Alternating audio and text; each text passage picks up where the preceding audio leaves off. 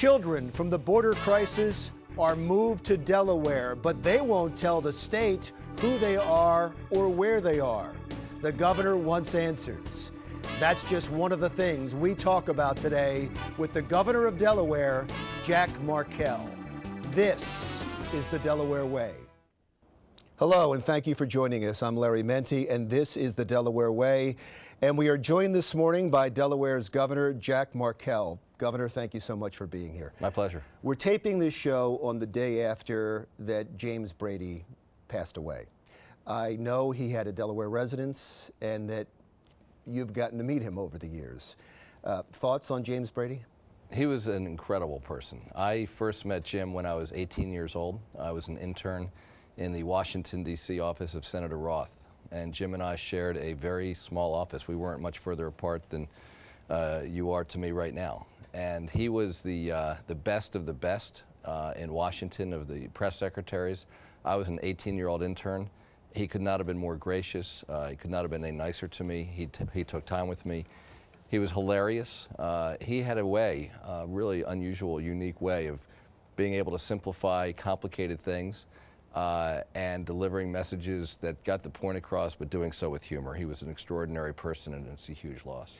The wounding of James Brady during the assassination attempt on Ronald Reagan was one of those moments that we thought was going to be a game change, that we thought that would bring gun control to this country. And there's been several of those moments, unfortunately, since then.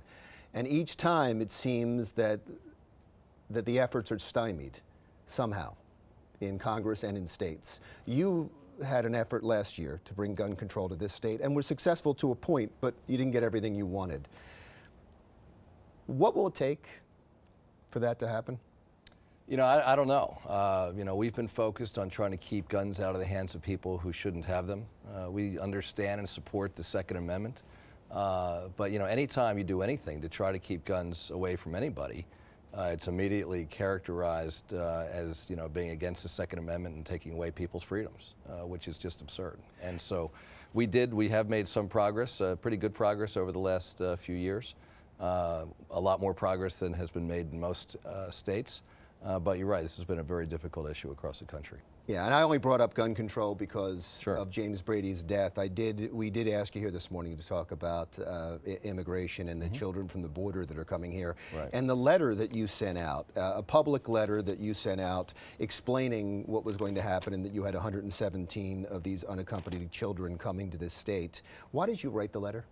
There's a lot of confusion and uncertainty out amongst the public, and that letter was specifically sent to members of the General Assembly. So we thought it was really important to explain to people what's happened. So here's basically in a nutshell. The federal government asked states across the country, including Delaware, to identify any of our big facilities that could not only house these unaccompanied children, but could also provide an array of services, from 5-day-a-week education to mental health counseling to adaptation services and other services, all of which, by the way, to be delivered in Spanish. We didn't have any of those services. However, the way it works is once these children arrive in the United States, within 3 days, the Department of Homeland Security has to hand them over to the Department of Health and Human Services, at which point they house them in these big facilities, but they're also looking as quickly as they can to place these unaccompanied children with their family members across the United States. 117 of these kids have been placed here in Delaware. The federal government does not tell us where they're placed. But what happens is as soon as they're placed with the family members, the federal government no longer has any financial responsibility to support these kids. So what we've done is we've asked the federal government, both through our congressional delegation and directly to the Department of Health and Human Services, this doesn't really make sense. This is, you know, we're going to do everything we can to treat these young people, these kids, compassionately and humanely while they're here. But this is an issue of federal immigration policy, and it seems to me that they ought to be helping by reimbursing the states and school districts and the like for the cost of serving these kids. How much do you need? Well, you know, just let's use round numbers. You know, if putting a kid through school in a year is $10,000, $12,000, you know, per kid, in addition to the health care cost. I mean, we haven't, you know, done a total accounting, but on rough numbers, you probably figure $15,000, $17,000, $20,000 a year per child. That would be in the ballpark, I would think.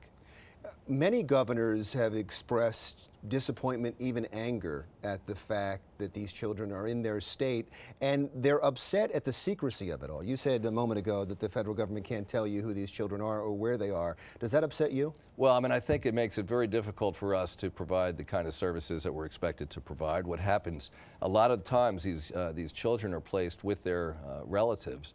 Oftentimes the relatives are not in great situations themselves. These kids may end up going to school. Many of these kids may not even have been in school for years in their home countries. And so I think it's very difficult, particularly for the local school districts. And so this is why we understand the privacy issues, particularly given some of the hostility across the country that's been exhibited toward these unaccompanied children. So we understand the privacy issues, but we also know that there's going to be a cost, particularly on local school districts, and we think it's only fair that the federal government help reimburse those districts. And there's also, it would seem to be a lot of trust. A lot of the pushback is we don't know who these kids are, we don't know what their background is, we don't know if they've been checked out. I know the government says that every one of them is going through some medical screening, but shouldn't the states have some reassurance of that in testing themselves? Well, right. That's what they tell us. They tell us that they've been immunized and that background checks and the like have been done. We don't, but frankly, we just don't know a lot more about it than that. And so I think governors across the country of both parties have expressed their interest to the federal government of not only getting more information about these kids, but getting some support for the cost of providing services to these kids. So you've pushed for this? I have, and I think it's something we're going to have to continue to push for. The line seemed, the letter, I should say, seemed supportive up until, and you really didn't get into the debate too much, until almost a postscript that said, unfortunately, the debate around immigration has been marked too often by scaremongering and xenophobia. Know that you share that. I know that you share my view that in Delaware, that is not how we approach problems. Right. It does seem to me when you say that you're discounting the other side, any opposition to immigration reform or these children being at the border. Well, it's not a matter of discounting the other side. It's a matter of when people are basically, and the hate is very clear, and people are incredibly loud and basically saying these kids, no matter what their situations are, we should reject them from coming into the country at all, and just, and if they get here, turn them away from our states. That's just not the real world. I mean, the fact is we have 117 of these kids here, and one of the expectations of those in government is how we treat those, the least of these. But by your own admission, you don't know who these children are. No, we don't. You don't even know who these kids are. No, which is why I'm asking for the support. The fact is these school districts are providing support to these kids, whether they know right now or whether they'll know in September when they show up to school who they are, I can't say. But the fact is, if they are here, we have an obligation to make sure that they're taken care of. There's so many other things I want to talk to you about: the I-495 bridge, the crime in Wilmington, and your acting debut. Okay. When we come right back on the Delaware Way.